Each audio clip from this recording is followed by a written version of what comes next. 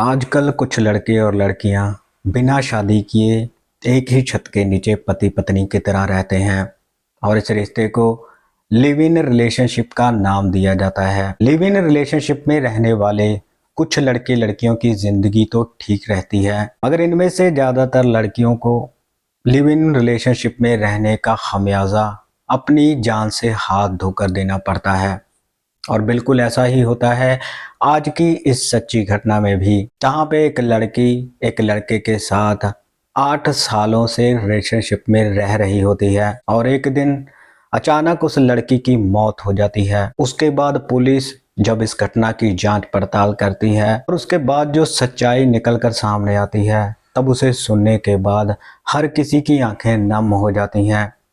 दरअसल इस घटना ने उस इलाके को ही नहीं बल्कि पूरे भारत को ही हिलाकर रख दिया था। दोस्तों, जब आप ये कहानी सुनेंगे तो आपकी भी आंखें नम हो जाएंगी। आदाब, नमस्कार, सत श्री अकाल। दोस्तों, बहुत बहुत स्वागत है आपका CHD क्राइम सफ़र के एक नए एपिसोड में। दोस्तों, आज की जो सच्ची घटना मैं आपको सुनाने जा रहा हूँ वो मुंबई से है। दरअसल मुंबई में ही एक ठाणे नाम का इलाका है और इसी ठाणे में एक बहुत बड़ी बिल्डिंग है जिसका नाम गीता आकाशदीप है। इसी बिल्डिंग की 7वीं मंजिल पे एक फ्लैट है जिसका नंबर J704 है। ये घटना है 7 जून 2023 की, जब इस फ्लैट के आसपास रहने वाले लोगों को इस फ्लैट से किसी चीज के सड़ने की बदबू आ रही थी और वो लोग इस बात की सूचना नजदीकी पुलिस स्टेशन में दे देते हैं। सूचना मिलते ही पुलिस घटनास्थल पर पहुंच जाती है और जैसे ही पुलिस वाले फ्लैट का दरवाज़ा खोलकर अंदर दाखिल होते हैं, तब उनके पैरों तले ज़मीन खिसक जाती है। दरअसल पुलिस वालों के सामने लाश के छोटे छोटे टुकड़े करके उन्हें बाल्टियों में भरकर रखा गया था। इतना ही नहीं, बाल्टियों में खून भी भरा पड़ा था। और इसके बाद पुलिस वाले जब उस फ्लैट की रसोई में जाते हैं, तब वहां देखते हैं कि एक प्रेशर कुकर के अंदर भी लाश के कुछ टुकड़ों को पकाया जा रहा था। यह नज़ारा देखकर पुलिस वालों की आंखें भी खुली की खुली रह जाती हैं, क्योंकि इससे पहले पुलिस वालों ने ऐसा नज़ारा पहले कभी नहीं देखा था। और जैसे ही ये बात उस बिल्डिंग के लोगों को पता चलती है, तब पूरी बिल्डिंग में ही हाहाकार मच जाती है। लोग आपस में ये बातें कर रहे थे कि आखिर ऐसा कौन सा दरिंदा है जिसने इतने बड़े कांड को अंजाम दिया है। दोस्तों, आज की ये सच्ची कहानी 36 साल की सरस्वती वैद्य और 56 साल के मनोज साहने की है। सरस्वती वैद्य जो बचपन से ही अपनी 3 बहनों के साथ अहमदनगर के एक अनाथ आश्रम में रहती थी। सरस्वती का पूरा बचपन ही अनाथ आश्रम में बीतता है और 18 साल की उम्र होने के बाद सरस्वती आश्रम को छोड़ने का फैसला ले लेती है और अपने एक दूर के रिश्तेदार के पास रहने के लिए चली जाती है।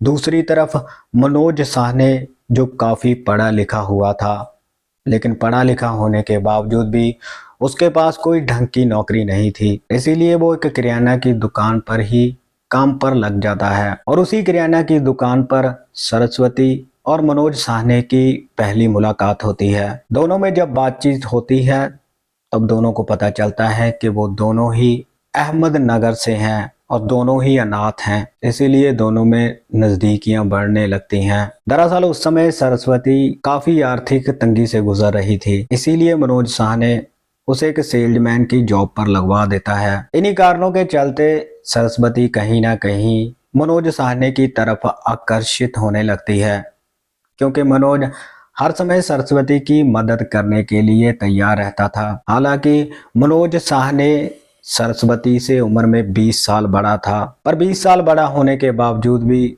सरस्वती मनोज साहने के साथ अपनी पूरी जिंदगी बिताने का फैसला ले लेती है और ये दोनों मीरा रोड पर स्थित गीता आकाशदीप बिल्डिंग में एक फ्लैट किराए पर लेकर वहां पति पत्नी की तरह रहना शुरू कर देते हैं। ये लोग आसपास के लोगों से ज्यादा बातचीत नहीं करते थे, मगर आसपास के लोग इन्हें देखकर ये अंदाजा लगाते थे कि ये दोनों पति पत्नी हैं। घटना वाले दिन जब पुलिस फ्लैट के अंदर दाखिल होती है, तब मनोज साहने वहीं पर मौजूद होता है। मनोज वहां से भागने की कोशिश करता है, लेकिन पुलिस वाले उसे दबोच लेते हैं।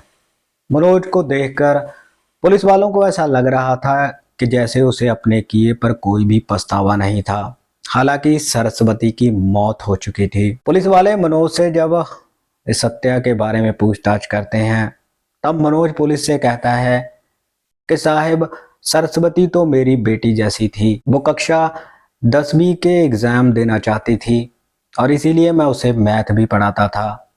पुलिस वाले जब फ्लैट की तलाशी लेते हैं तब पुलिस को वहां से एक ब्लैक बोर्ड भी मिलता है। मनोज पुलिस से कहता है कि साहिब, 4 जून को जब मैं अपने काम से अपने घर लौटा था तब मैंने देखा कि सरस्वती के मुंह से झाग निकल रही थी और जब मैंने उसकी धड़कनें चेक की तब मुझे पता चला कि सरस्वती की तो मौत हो चुकी थी और मैं इस बात से डर गया था कि अगर ये बात पुलिस तक गई तो पुलिस मुझे ही सरस्वती का कातिल समझेगी। पुलिस को मनोज की इन बातों पर बिल्कुल भी यकीन नहीं हो रहा था और जब ये मामला अदालत में पहुंचता है तब मनोज के वकील पुलिस से कहते हैं कि मनोज तो दिमागी तौर से परेशान है। इसके बाद पुलिस वाले मनोज के दिमाग के टेस्ट भी कराते हैं और उन टेस्टों से ये बात साफ हो जाती है कि मनोज दिमागी तौर पर भी पूरी तरह से तंदुरुस्त है और इसी बात से पुलिस को और भी गुस्सा आता है और पुलिस एक बार फिर से मनोज से पूछताछ करती है और इस बार मनोज एक नई कहानी पुलिस वालों को सुनाता है।